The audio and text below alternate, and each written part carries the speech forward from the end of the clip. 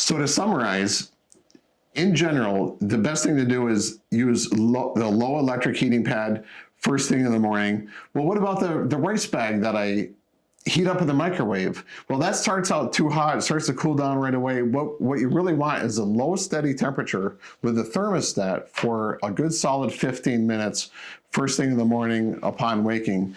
Now, during the day, when you're using your hand and it's getting aggravated, the inflammation is expanding and the pain is increasing. We want to shrink down that expanding inflammation with cold. And the best way is typically under a cold running faucet, only until deeply cold, 10 to 20 seconds, or an old water pitcher or a Tupperware or something filled with water that you can keep right in your refrigerator and lay your painful joint right in that.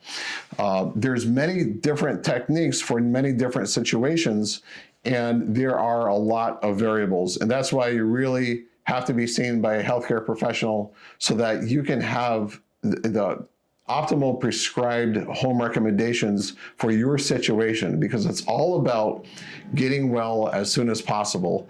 And in that fashion, it's focused and efficient.